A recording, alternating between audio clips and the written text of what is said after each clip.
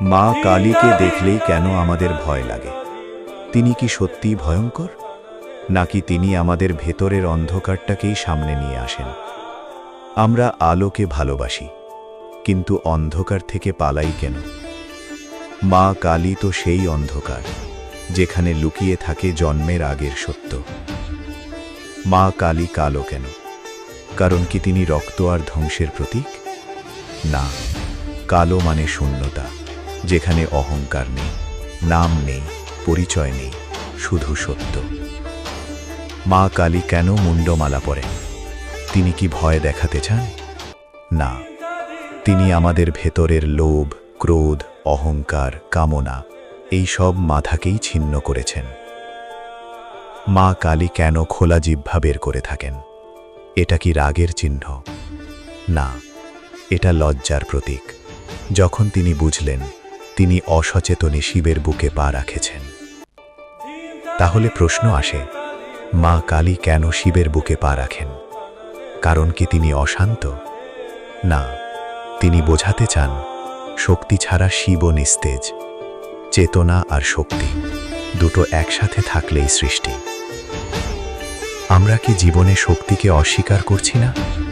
শুধু নিয়ম, সমাজ, ভয়ের শিবে বসে আছি। মা কালী আমাদের ডাকেন, ভয় ছাড়ো, উঠে দাঁড়াও।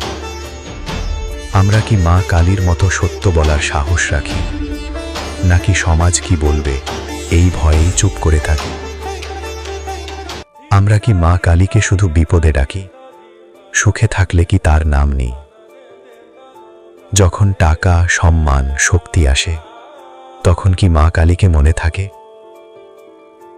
মা কালী কি শুধু মন্দিরে থাকেন, নাকি তিনি সেই মা যিনি আমাদের ভেতরে লুকিয়ে থাকা ভয়কে মেরে ফেলেন? তিনি কি রক্ত চান? না, তিনি চান আমাদের ভেতরের পশুত্বের রক্তপাত। তিনি চান আমরা মানুষ হই। আজ যদি মা কালী আমাদের সামনে এসে একটাই প্রশ্ন করেন, তুমি কে? আমরা কি উত্তর দিতে পারব? আমরা কি আমাদের আসল পরিচয় জানি, নাকি আমরা শুধু নাম, পদবি, টাকা আর পরিচয়ই আটকে আছি?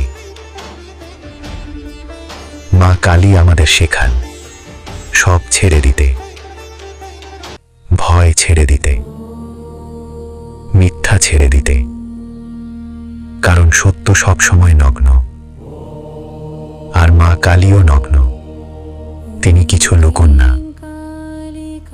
আজ প্রশ্নটা মা কালীর কাছে নয়, আজ প্রশ্নটা নিজের কাছে। আমি কে? আমি কি সত্যের পথে আছি? আমি কি ভয়ের দাস, নাকি শক্তির সন্তান?